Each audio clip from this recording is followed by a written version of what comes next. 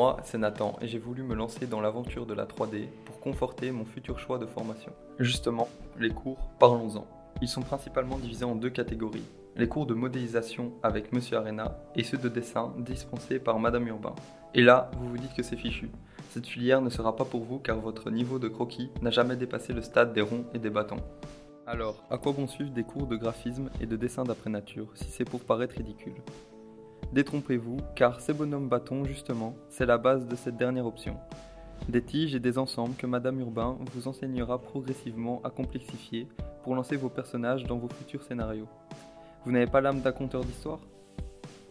Pas de panique, vous avez déjà sûrement réalisé, autrefois, de petits récits qui se déroulaient en tournant rapidement les pages.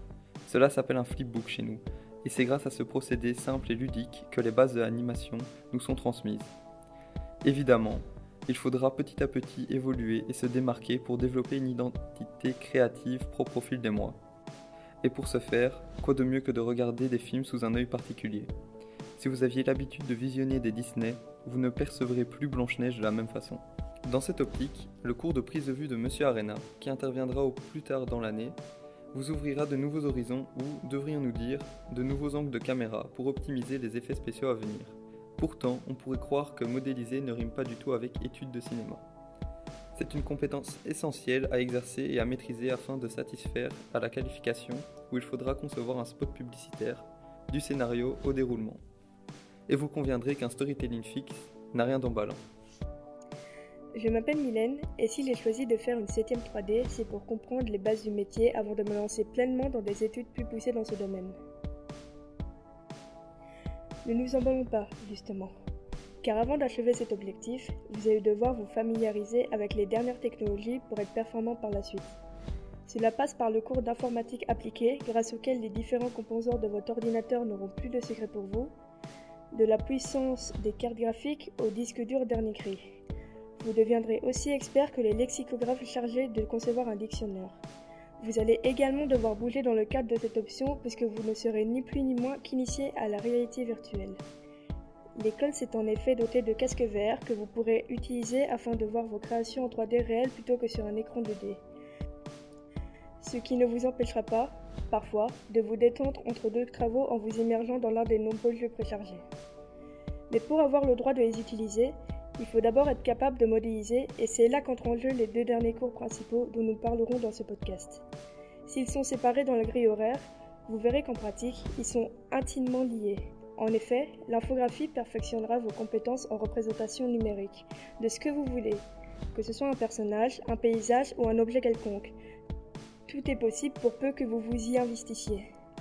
Ce matériel servira de base à l'option d'animation proprement dite, où vous pourrez donner vie à vos créations en leur élaborant un squelette virtuel, ce que l'on appelle un rig, qui vous autorisera à faire courir un personnage, tourner les hélices d'un hélicoptère ou concevoir la fumée d'un incendie en recourant, encore une fois, à la magie des effets spéciaux. Nous avions débuté notre podcast par une question, nous le conclurons par une autre. Si nous travaillons essentiellement en autonomie, comment pouvons-nous mesurer nos progrès ? Comme dans l'autre type d'enseignement, des évaluations ponctuelles sont effectuées aussi bien dans les cours généraux que dans ceux d'options que l'on vous a présentés.